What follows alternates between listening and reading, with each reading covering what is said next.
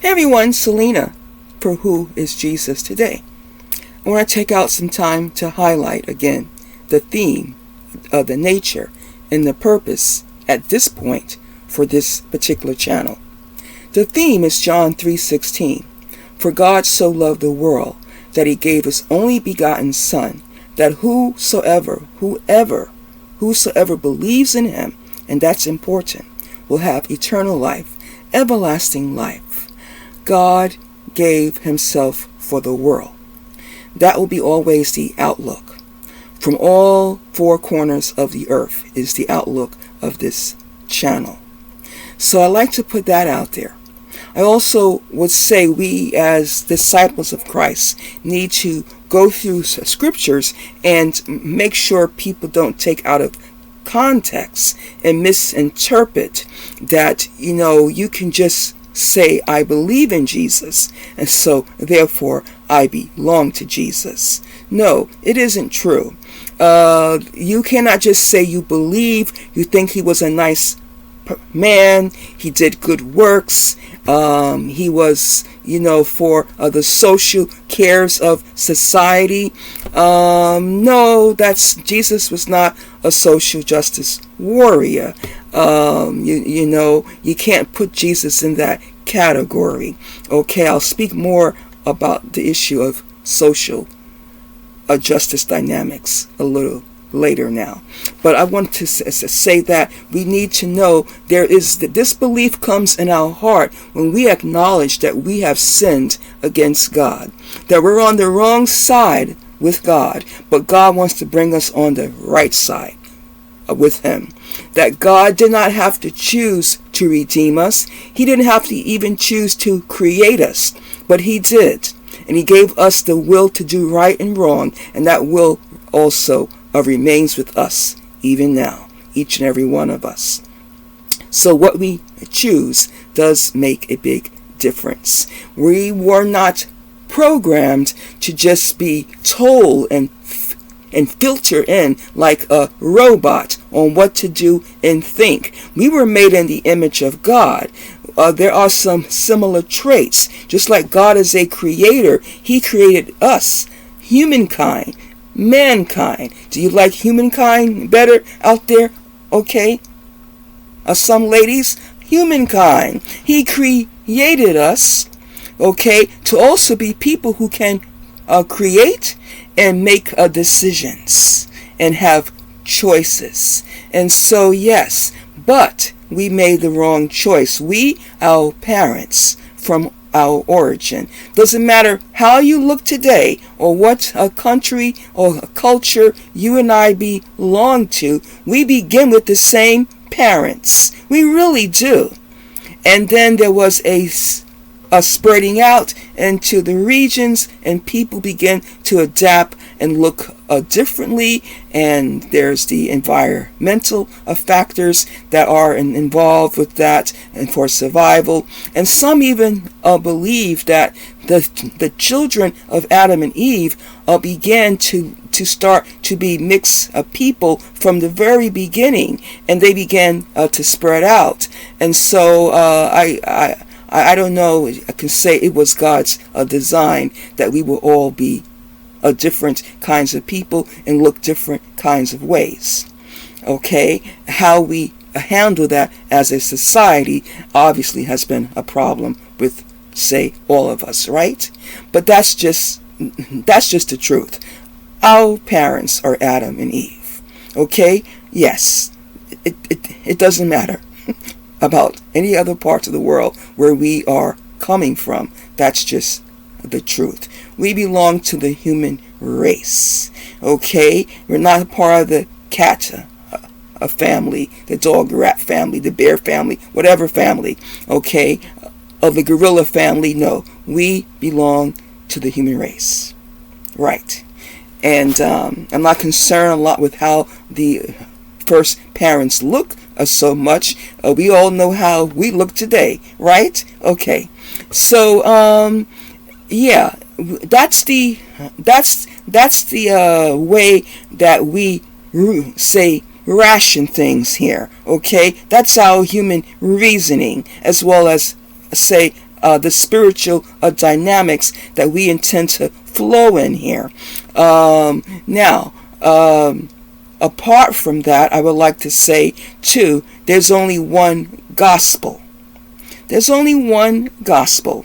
I know people have added and they have taken away, and they like to put some of the social dynamics of society, whatever those social issues are, they want to incorporate into the gospel. But that would not be, say, fair if say, each of us can incorporate some of our social, say, ills or dynamics or history, attach it to the gospel, because then the other person feels they need to attach their social issues to the gospel. Look at it this way. We're all equal and leveled out when it comes to sin. And the devil does not discriminate when it comes to destroying all of us. How can you not believe that and accept that? Travel and look around. I've seen the devastation in urban cities in this country. I've seen the devastation in the suburbs. I've seen the devastation in rural communities.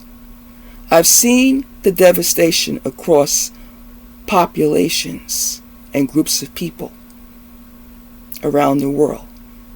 You don't have to get on the plane and go to these places. You can Google and see it. But I've actually also have interact with people because of my career in education of all walks of life and background.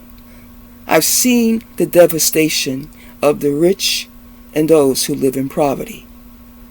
You just have to look at the lives of the rich and the famous also to see that one. The truth is, regardless of where we were born on the four corners of the earth, who our parents were at our time of birth, our original parents, they fell. They sinned. And so we are born and conceived into sin. The devil ultimately is not just after a rich person, a person who was born in this place or that, who looks a certain way, a poor person, people who are struggling in urban cities, people who are living in rich and wealthy environments and mansions. Have we not seen those who have so much, like they have gained the world, and they will lose their own souls? Have we not seen people at somewhat what we would call the top of the hierarchy fall down flat to the ground? Have we not seen those who have come from, say, what's considered the bottoms of society, when they have come to know God, Christ as their Lord and Savior, they have been also elevated to places that they could have never brought themselves to naturally or based on history? The gospel has the power. It is the power to save and to deliver and to level out humanity, that we all have a need for a Savior. Yes.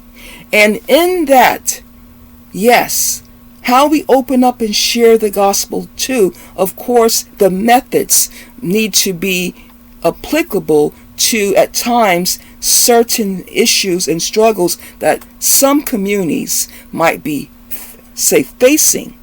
But the answer will be the same for all, for those who have much and for those who have very little. Now, I won't go as deeply into handling the issues of injustice in our society and how we bring the gospel and the full gospel to people who we know have been abused and battered and mistreated. On this channel, I am really a woman who takes those things very seriously. And I do not want to overlook someone's present circumstances of hardship. But they cannot be excused and get a pass for their sin. regardless of how others have mistreated them and abused them. They are still sinners. When I think about the social gospel movement or the prosperity gospel movement, first of all, on this channel, we don't represent any new movement other than the kingdom of God. Things may be done in different ways at times than what someone else has chose to do it. We don't have to mimic styles and methods across the board, but there's one gospel. I don't see why I have to focus on just emphasizing or overemphasizing some of the social ills of society, because sin is the root cause. But I do feel that I should acknowledge and call these things out, and that we should. But you see, when you preaching the gospel and you're walking in agape love, you automatically start to want to also live right with your fellow human beings, and socially things have to get better. Things have to get better in your household, socially, in your family dynamics, socially, if you are right with God.